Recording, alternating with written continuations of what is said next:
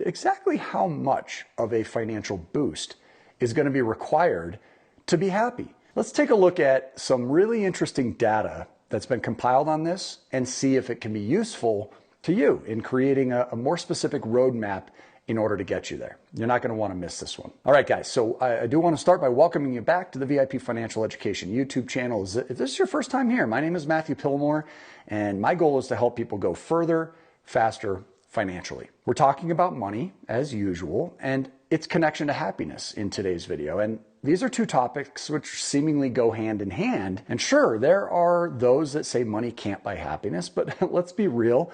A lack of money can certainly buy you the opposite of happiness. Poverty ain't fun, folks. That's a fact. Neither is treading water financially. So what should we be shooting for here? What is the ideal amount, the perfect amount to get us back on track? Well, a recent survey that was conducted by Empower sought to answer this exact question. The survey revealed that most respondents with a median annual salary of just $65,000 believed that achieving a median income of $95,000 would in fact buy them or bring them happiness and reduce their stress. Even those with the highest earnings boasting a median income of $250,000 a year, they expressed that they would require a median income of $350,000 a year to attain happiness. So this suggests that Americans on average believe that they would need nearly a 50% raise to achieve contentment. Yeah, you heard that right, folks.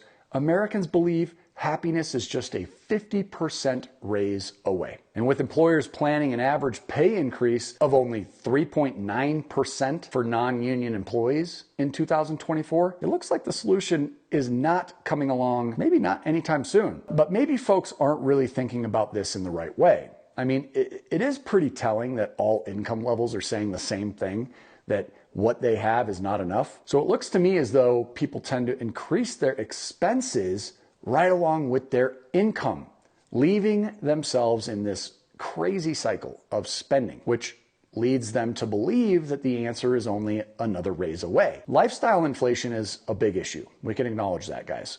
It's the reason that over 60% of Americans are living paycheck to paycheck. Elizabeth Dunn, who is a psychology professor at the University of British Columbia, emphasized that happiness is influenced by numerous factors, making it challenging for any single change, like an income increase, to have this profound impact. The Empower study that we mentioned, the survey with 2,000 people, that also revealed that a significant proportion of respondents across various income brackets believed that having more money would solve most of their problems. However, Dunn came in and says that individuals might actually find greater happiness by just focusing on optimizing their use of their existing funds rather than fixating on accumulating more wealth. So her research indicates that prioritizing time over money tends to lead to greater life satisfaction. And furthermore, many Americans, many individuals tend to recalibrate their financial aspirations as soon as they reach that new income level. So the pursuit of financial advancement often will continue. It just keeps going up, one tier after the next. So even those with substantial wealth seem to share this inclination, as demonstrated back from a 2018 study that found millionaires, when asked to rate their happiness and predict how much more money they're actually going to need in order to increase their happiness, by even just 1 point, they would need at least a 50% wealth increase. Isn't that interesting? So in essence, the human drive to strive for improvement is a remarkable trait. Perpetual discontent is real, folks, but it can also lead to this perpetual quest for more. And rarely do people consider an aspect of their life as absolutely perfect. So it's easy to think that money is the unifying factor in this, and it is to an extent.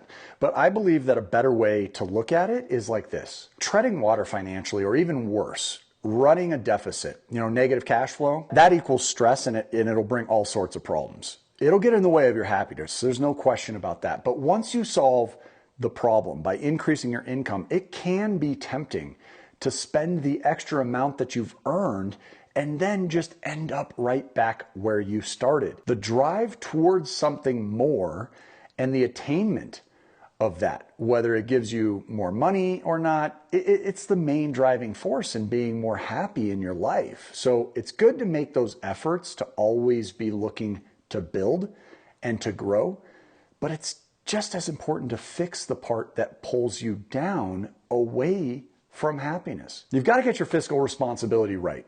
You've got to work on your finances. You've got to get them producing a surplus, grow that cash flow. You've got to optimize it. You've got to get into that positive cash flow scenario and then build from there. And this is why we talk about cash flow so often on this channel. It truly is the most meaningful part of your financial success and future. And that being said, I'm going to link a playlist in the description for you below so that you can dive deeper into some of the best tips and tricks to help you get your cash flow in the best possible position. So be sure to check those out. I hope you enjoyed today's video. If you did, please take a moment, drop a thumbs up for us. If you did not, feel free to drop a thumbs down. It helps us understand what you guys are looking for and continue to build and grow from here on this channel. Make sure you're a subscriber as well. You don't want to miss out on future videos either. Turn on those post notifications.